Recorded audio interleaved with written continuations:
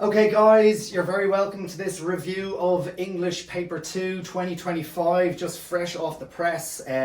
Literally just had a quick look at it there, so it's just first impressions and what we think about the paper and how it went. So, yesterday's paper was lovely, paper 1. Today's paper was also good.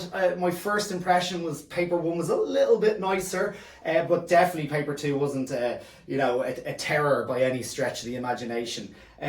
So look, let's get busy. Let's go through it here. Single text is obviously first point of call, port of call even.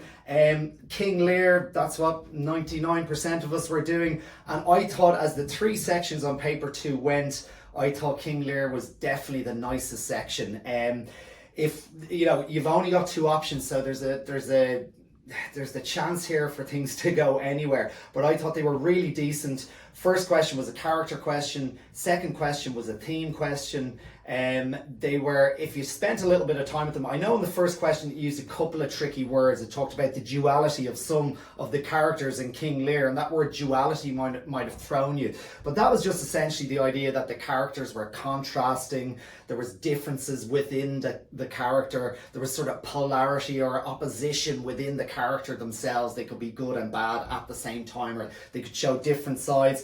So if you understood that word duality, you were off to a winner, but I understand some of you mightn't. The other word in there that wasn't as tricky was persecutors, but look, persecutors a bit more easier, power abuser or oppressor or something along those lines. So it's really just looking at some of the characters in Lear and saying, that they had sort of opposing traits, clashing traits, if you like, and analysing some of them. The obvious ones are Lear himself, but maybe characters like Edmund to a certain degree, maybe characters like Gloucester, perhaps even looking at 1 or 2 of the peripherals as well. The second question, a bit more direct in its sort of use of language, but I don't think any easier than the previous one. I think they were both nice. It was sort of, if we want to be really simple about it, good versus evil. It was kind of the world of justice and order versus the world of chaos and cruelty. So justice and order, we could have been thinking about things like the monarchy and legitimacy and the law and succession and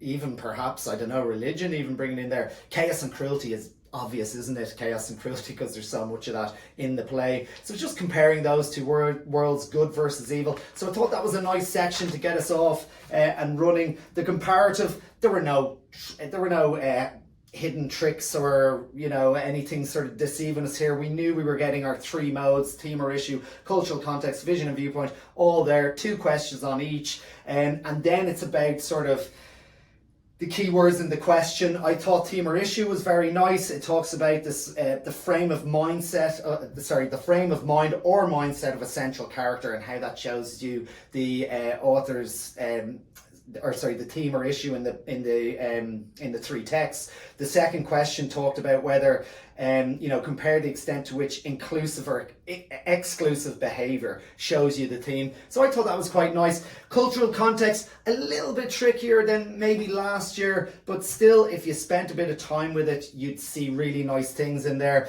I thought the first one perhaps would have been the one I personally would have went for, the split question. It talks about the consequences of not conforming to culture or to societal norms, the consequences of not conforming. So how your characters in your plays either conformed or didn't conform, and the result of that, and how that helped you to see the culture in the play. So if a character went along with things in life, or if a character rebelled, and what that showed you about the culture in the text you were studying. In part 2 there, it talks about divisions are encouraged in subtle rather than obvious ways.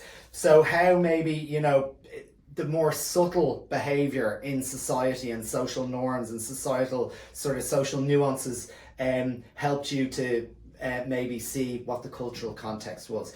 Vision and viewpoint, my own personal favourite.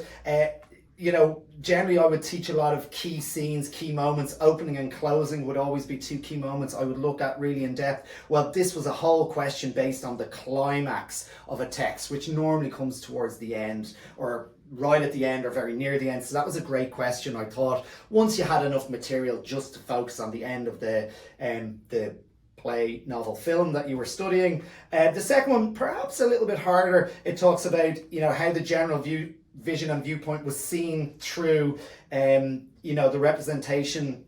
Let me just read it here. To which these texts present human nature as a contradictory and paradoxical sort of endeavour. So look, it was looking at characters and how their sort of actions or interactions, how the character could be contradictory, how they could maybe be paradoxical in their behaviour, and therefore how that showed you the author's vision and viewpoint.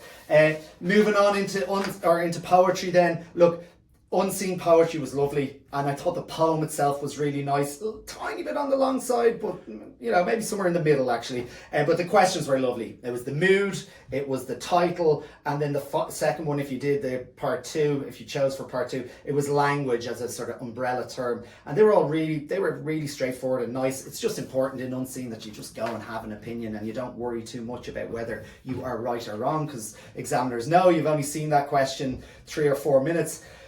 And then finally, everyone's, big sort of stressor, everyone's the one that causes us all a little bit of anxiety, the poets. Who's coming up, who is not coming up? Platt and Dickinson came up last year, so most people were saying, forget about them. They're not coming up 2 years in a row. Who came up? The 2 other female poets on the course, Boland and Smith.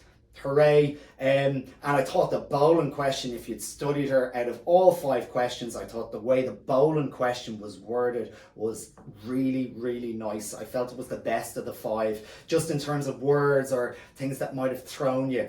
But look, who else was there? Both Irish male poets. I was saying, look, one of them will definitely be there, so let's study both of them. But they were really nice to us, and they put up both of them, Kavanagh and Mahon. The Kavanagh question was very nice. One word they used, parochial. It was about simple language, powerful insights and themes, and his exploration of the human being and human nature. But it said from a parochial perspective. That word parochial might have thrown a few people. It's based in the local. It's based in his sort of what surrounded him in his community. I don't know if that threw you off. If you write about Kavanagh, that's what he writes about anyway, so the chances are that you'll just be on task anyway.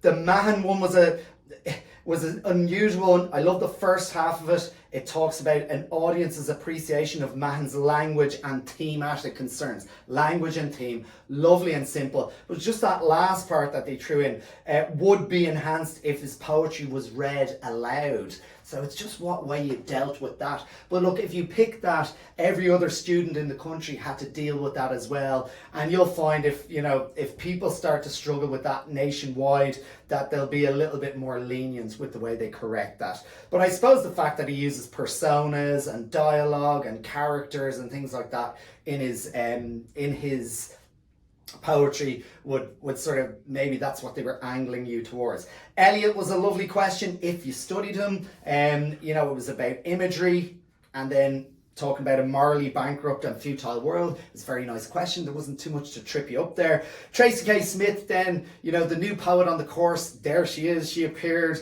A lot of people were sort of saying that she might be there because it's her first ever time on the exam. It talks about effective use of tone in her poems, right? So there is sometimes a lot of her poems, there's this sort of a strong sense of a tone, of whether it's African American soldiers, or whether it was her poems to do with slavery, or the poems that dealt with philosophy and things like that. And there is a strong tone in her poems, and it talks about thought-provoking questions about the nature of our lives. So yeah, maybe the Smith question perhaps was a little bit trickier than perhaps Boland or Eliot, but look, doesn't matter. It's all what way you read the question and the learning you've done and how you bring that learning to the answers. And I just felt, the fact that the 2 females that weren't there last year were there was great. The fact that the 2 Anglo-Irish poets, Kavanagh, Mahon, were there, both of them instead of just one, I thought that was good as well. And Eliot, popular with a good few people, the more old-fashioned poet, he was there, and the question on Eliot was really nice as well.